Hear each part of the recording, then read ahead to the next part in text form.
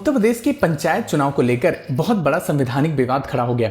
26 मई 2026 को राज्य की 57,694 ग्राम पंचायतों का 5 साल का कार्यकाल आधिकारिक रूप से समाप्त हो गया। ये वही ग्राम पंचायतें हैं जिनका चुनाव 2021 में हुआ था, लेकिन कार्यकाल खत्म होने के बावजूद नई पंचायतों के चुनाव नहीं कराए गए।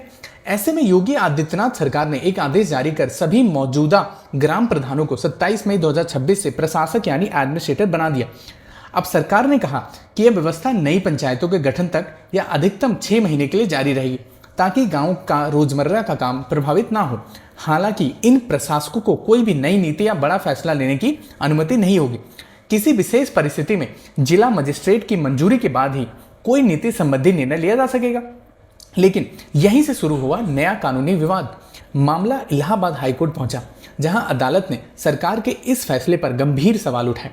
कोर्ट ने साफ कहा कि एक निर्वाचित ग्राम प्रधान को अनिश्चित काल तक के लिए एडमिनिस्ट्रेटर या प्रशासक बनाकर नहीं रखा जा सकता।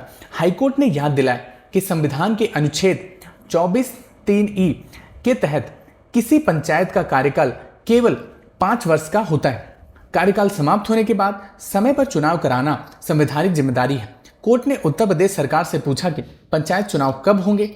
सरकार को निर्देश दिया गया कि वह चुनाव कराने की स्पष्ट और समयबद्ध योजना अदालत के सामने पेश करे। याचिकाकर्ता ने अदालत में यह भी कहा कि सरकार ने जिस उत्तर प्रदेश पंचायत राज अधिनियम 1947 की धारा 12(3)(a) के आधार पर ग्राम प्रधानों को एडमिनिस्ट्रेटर बनाया है, उसे साल 2000 में प्रेमलाल पटेल बनाम उत्तर प्रदेश सरकार मामले में इलाहाबाद हाईकोर्ट की डिवीजन बेंच ने असंवैधानिक घोषित कर चुकी है। यानी जिस प्रावधान को अदालत पहले ही संविधान के खिलाफ बता चुकी है, उसी के आधार पर नया सरकारी आदेश कैसे जारी हो सकता है।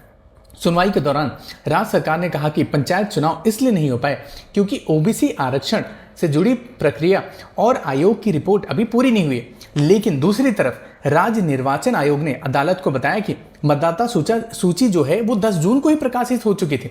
अब आयोग चुनाव कराने के लिए तैयार है, लेकिन राज्य सरकार से आवश्यक व्यवस्थाएं और अधिसूचना नहीं मिली। इस पर हाईकोर्ट ने सरकार को कड़ी चेतावनी देते हुए कहा, यदि अगली सुनवाई तक संतोषजनक जवाब और चुनाव की समय सीमा नहीं दी गई तो संबंधित अधिकारियों को व्यक्तिगत रूप से अदालत में उपस्थित होना पड़ सकता है। अदालत ने यह भी कहा, यदि सरकार ऐसे आदेश जारी करती है जो पहले से ही असंवैधानिक घोषित प्रावधान पर आधारित हैं, तो यह न्यायालय के आदेशों का अवहेलना जैसा गंभीर विषय हो सकता है। अब सबसे बड़ा सवाल यही है, अगर संविधान पंचायत को कार्यकाल 5 साल तक करता है तो चुनाव समय पर क्यों नहीं हुए? अगर चुनाव कराने के लिए निर्वाचन आयोग तैयार था तो देरी किस वजह से हुई? अगर किसी प्रावधान को अदालत पहले ही असंवैधानिक बता चुकी थी तो उसी के आधार पर हजारों ग्राम प्रधानों को एडमिनिस्ट्रेटर बनाने का आदेश आखिर कैसे जारी कर दिया गया? इन सवालों के जवाब उत्तर प्रदेश सरकार को अदालत में देने होंगे, क्योंकि यह मामला सिर्फ पंचायत चुनाव का नहीं है बल्कि संविधान और लोकतांत्रिक व्यवस्था का है और विश्वसनीयता का है। ऐसी ही खबर के लिए हमें फॉलो करना ना भूलें।